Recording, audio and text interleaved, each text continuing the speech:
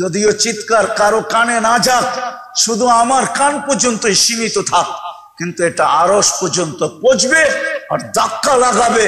আর আল্লাহ ছুটে আয়েশা বলবে, আমি হাদিস দিতেছি, ফালাম্মা তায়াক্কানতা বিল বাওয়ার ওয়া যানানতা আন্নাকা মিন আহলিন নার মানাহতু ইলাইকা রিদওয়ানি ওয়াল্লাইতু ইলাইকা গুফরানি কুলতু লাকা লা তাহজান গফারতু লাকা যুনুবা ওয়াল আওসার ওয়া লিআজলিকা সাম্মাইতু নাফসি আল আজিজুল গফফার। আফসোস আপনারা যদি আরবি জানতেন তাহলে মজা হতো।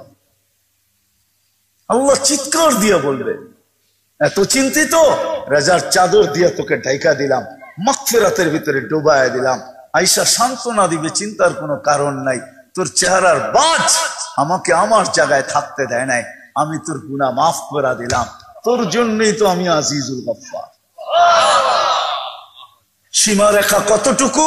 কণ্ঠনালীতে রু আসার পূর্ব মুহূর্ত পর্যন্ত কার্যকরী হবে, শুধু এই উম্মতের জন্য। আর কারো জন্য ছিল কি ছিল না আমি জানি না, কিন্তু এই উম্মতের জন্য আমাদের নবীজির সুবাদে আমাদের জন্য আল্লাহ সুযোগ দিছেন, বলে দিছেন।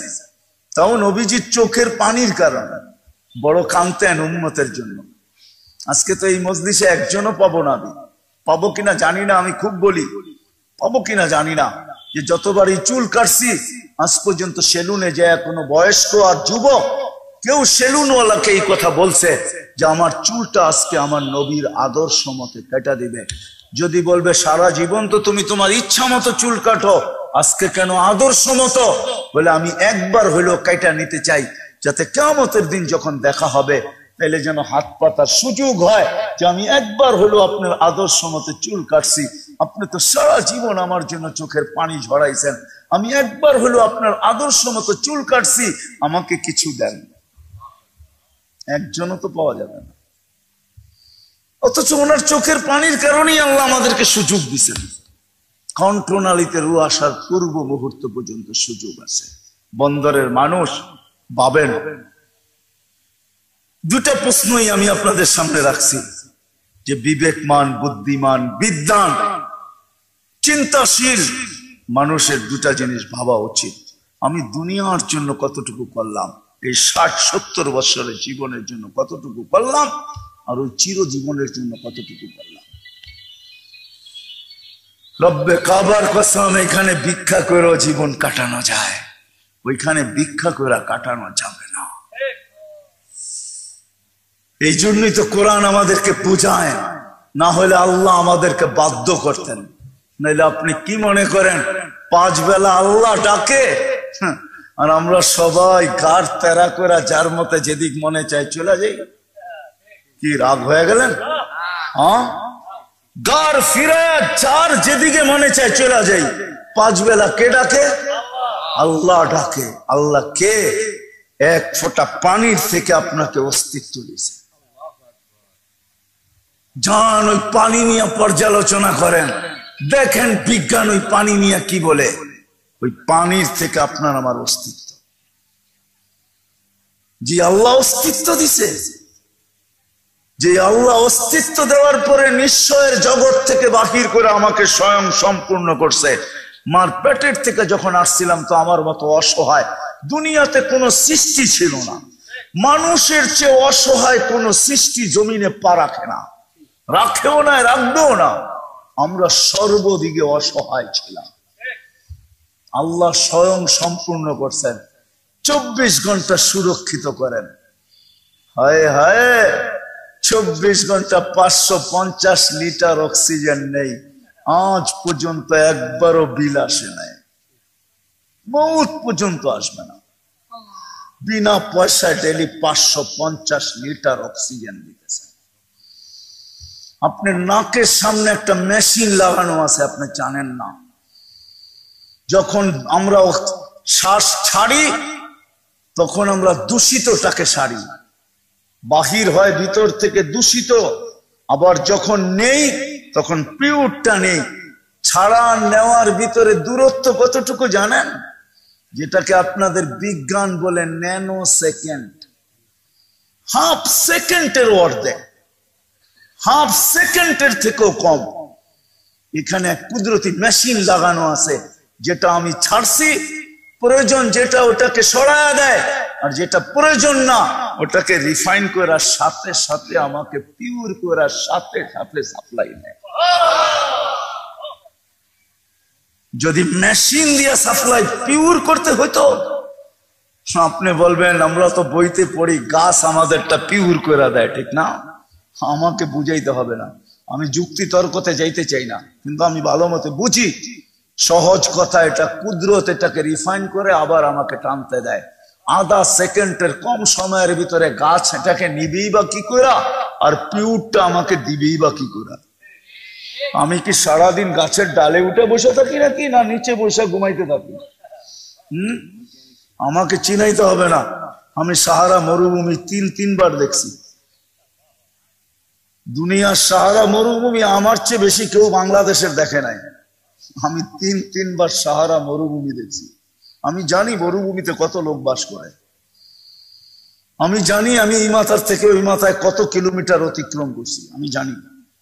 ওইখানে কোনো গাছপালা নাই, ওইখানের মানুষগুলো শ্বাস নেয়, ওইখানের মানুষগুলো শ্বাস নেয়। আর মরুভূমির মানুষগুলা সবসময় মুখ বান্ধা রাখে, কেননা সবসময় এখানে ধুলা উঠতে থাকে।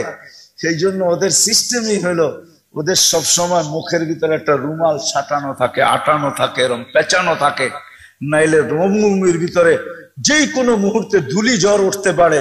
আর ধুলি জ্বর যখন উঠবে, আর যদি এটা বাধা না থাকে, তাহলে দুলা নাক মুখ দিয়া ঢুইকা দম আটকায় মরে যাবে। এই জন্য সবসময় এটা বাধা থাকে, কখন আসবে কোনো সিগন্যাল দিয়ে আসবে না। আমি নিজেও একদিন 7 দিন ওইখানে অবরুদ্ধ ছিলাম। 7 দিনে 1 হাত দূরে কিছু দেখা যায় না। 7 দিন পরে ক্লিয়ার হয়েছে। আমি দেখা বলতেছি, কোনো মিডিয়া সিডিয়া না, কিতাব পড়া। আল্লাহ আমাকে দুনিয়া ঘুরাইছেন অনেক, বেঁচে থাকলে আরো ঘুরার শখ আছে আমার।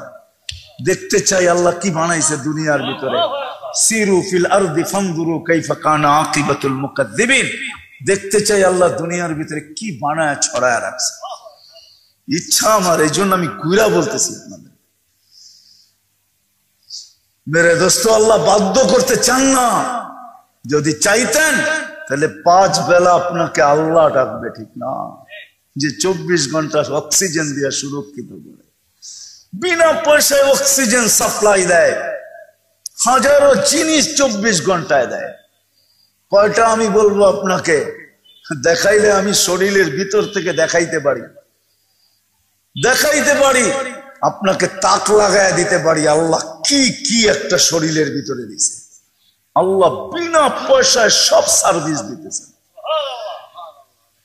বিনা পয়সায় সার্ভিস দিতেছেন, একটা পয়সা নেন না। ওই আল্লাহ ডাকবে, আর জায়নামাজের দিকে আপনি দৌড়াবেন না, মসজিদে আসবেন না, মা বোনরা জায়নামাজে যাবে না, যুবক মসজিদের দিকে দৌড়াবে না, দোকানদার দোকানে জায়নামাজ বিছাবে না, অফিসওয়ালা অফিসে দাঁড়াবে না, কোর্টওয়ালা কোর্টে দাঁড়াবে না, সবাই বিমুখ হয়ে থাকবে। কোনোদিন সম্ভব ছিল না। যদি আমার কথা বিশ্বাস না হয়, তাহলে আজকেই যে নেটের থেকে সবার কাছে অ্যান্ড্রয়েড সেট আছে, যান অ্যান্ড্রয়েড সেট, যার কাছে অ্যান্ড্রয়েড সেট আছে তার কাছে ইন্টারনেটের সংযোগও আছে। বেশি খরচ হবে না, 20 থেকে 30 MB খরচ হতে পারে, 1 জিবিও না, 20 থেকে 30 MB খরচ হবে। একটা 99 নাম অর্থ সহ নামায়া, নেটের থেকে নামায়া একটু মনোযোগ দিয়ে পড়া দেখেন যে 99টা পদ কি কি পদ, কি কি পদের মালিক আল্লাহ। আল্লাহ তো শুধু আল্লাহ না, আল্লাহর এক একটা পদ আছে, পদ।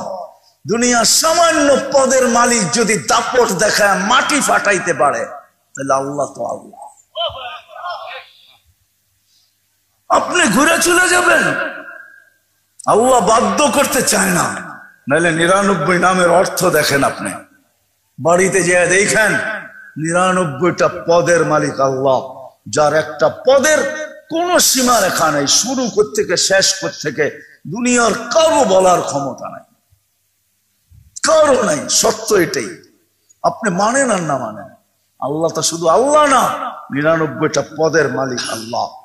আল্লাহ শুধু আল্লাহ না, আল্লাহ রহমান, আল্লাহ রহিম, আল্লাহ মালিক, আল্লাহ কুদ্দুস, আল্লাহ সালাম, আল্লাহ মুমিন, আল্লাহ মুহাইমিন, আল্লাহ আসিস, আল্লাহ জব্বার, আল্লাহ মুতাকাব্বিরুল খালিকুল বারিউল মুসাব্বিরুল গফফারুল কহ্হারুল ওয়াহ্হাবুর রাজ্জাকুল ফাত্তাহুল আলিমুল কাবিদুল বাসিতুল খাফিদুর রাফিউল মুইজ্জুল মুদিল্লুস সামিউল বাসিরুল হাকামুল عدل اللطيف الخبير الحليم العظيم الغفور الشكور العلي الكبير الحفيظ المقيت الحسيب الجليل الكريم الرقيب المجيب الواسع الحكيم الودود المجيد الباعث الشهيد الحق الوكيل القوي المتين الولي الحميد الموصي المبدي المعيد المحيي المميت الحي القيوم الواجد الماجد الواحد الاحد الصمد القادر المقتدر المقدم المؤخر الاول والاخر الظاهر والباطن الوالي المتوالي البر التواب المنتقم العفو الرؤوف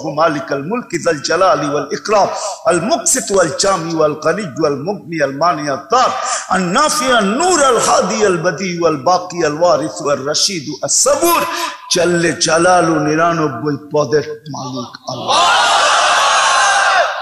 সব ভোগ করবেন আল্লাহর, আর ডাকবে আর আসবেন না, এটা কোনো দিন হতো না। কিন্তু কোরবান যাও আল্লাহর উপরে, আল্লাহর উপরে কোরবান যাও। হায়, উৎসর্গ হওয়া উচিত আমাদের আল্লাহর জন্য।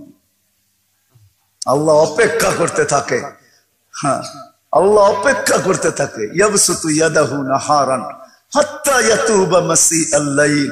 আল্লাহ সারা দিন হাত প্রসারিত অপেক্ষা করতে থাকে যে রাত্রের নাফরমান দিনের বেলা আমার হাতে হাত দেয় কিনা।